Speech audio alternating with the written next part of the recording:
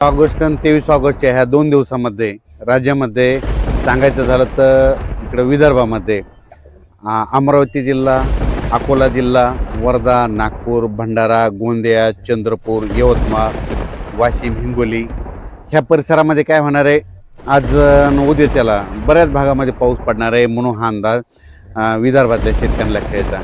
त्याच्यानंतर खास करून जे वंचित भाग राहिलेला आहे पाऊस वाचून, तर धाराशिव जिल्हा, सोलापूर जिल्हा, त्याच्यानंतर लातूर जिल्हा, त्याच्यानंतर बीड जिल्ह्याचा काही भाग पाटोदा आष्टीचा, त्याच्यानंतर इकडं परभणी जिल्हा आणि जालना जिल्हा, नांदेड जिल्हा ह्या भागात देखील म्हणजे आज 22 ऑगस्ट आणि 23 ऑगस्टच्या दरम्यान आज दुपारनंतर 2:30च्या नंतर बऱ्याच भागामध्ये पाऊस दिसेल. रात्रीच्याला देखील पाऊस असणार आहे ना आज आणि उद्या दिवस म्हणजे हा पाऊस पडणार म्हणून ह्या 2 दिवसाचा मुद्दाम खास करून हे अंदाज दिलेला आहे. पंढरपूर, सांगोला त्या परिसरात पंढरपूरला देखील आज पाऊस पडणार आहे म्हणून अंदाज लक्षात यायचा. अक्कलकोट, उदगीर, नळदुर्ग, त्याच्यानंतर उमरगा, कंधार, लोहा ह्या पट्ट्यामध्ये देखील आज काय होणार आहे, बऱ्याच भागामध्ये पाऊस पडणार आहे म्हणून हा अंदाज लक्षात यायचा. पालम तालुका, सोनपेठ तालुका, त्याच्यानंतर गंगाखेड, इकडं परळीकड ह्या बऱ्याच भागामध्ये आज काय होणार आहे, पाऊस येणार आहे म्हणून हा अंदाज लक्षात यायचा. हा पाऊस सर्वदूर नाही, पण आज मात्र बऱ्याच भागामध्ये धाराशिव जिल्हा, लातूर जिल्हा, बीड जिल्हा, जालना जिल्हा, त्याच्यानंतर परभणी जिल्हा, नांदेड जिल्हा, त्याच्यानंतर वाशिम जिल्हा, हिंगोली जिल्हा, बुलढाणा जिल्हा, अकोला, अमरावती, बुलढाणा, नागपूर, वर्धा, भंडारा, गोंदिया, चंद्रपूर, यवतमाळ, इकडं उमरेड, त्याच्यानंतर यवतमाळ जिल्हा, त्याच्यानंतर पुसद बऱ्याच भागामध्ये आज काय होणार आहे, पावसाला सुरुवात होणार आहे म्हणून हा अंदाज लक्षात यायचा. खास करून हा 2 दिवसाचा अंदाज मुद्दा म्हणून शेतकऱ्यासाठी दिलेला आहे. त्याच्यानंतर परत पाऊस येणार आहे, पण त्याचा पाऊस आपण उद्याच्या अंदाजात दाखल देण्यात येईल. त्याच्यानंतर कोल्हापूरपासून ते राधानगरी तिकडे देखील आज पाऊस चालू राहील. त्याच्यानंतर कोकणपट्टीचा पाऊस चालू राहील.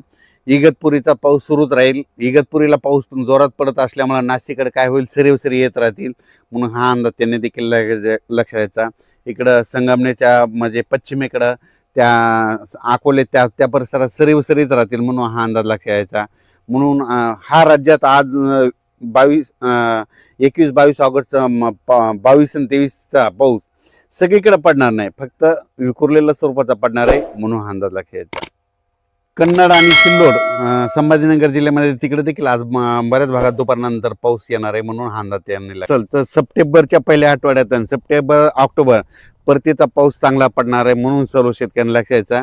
ह्या ऑगस्ट महिन्यामध्ये मात्र असं सर्व जिल्ह्यात संपूर्ण महाराष्ट्रभर पडणार असा पाऊस नाही. काही भागातच पडणार आहे, त्यांना जीवदान ठरणार, जिथं पडला त्यांना समाधानकारक राहणार आहे म्हणून हे अंदाज लक्षात. पण सगळ्या ओढे नाले वाहतील, नदीला पाणी येईल, तळ्यात पाणी येईल असा पाऊस मात्र सप्टेंबरच्या पहिल्या आठवड्यात आणि सप्टेंबर-ऑक्टोबरमध्ये मात्र चांगला पडणार आहे म्हणून हा अंदाज सर्व शेतकऱ्यांना लक्षात यायचा.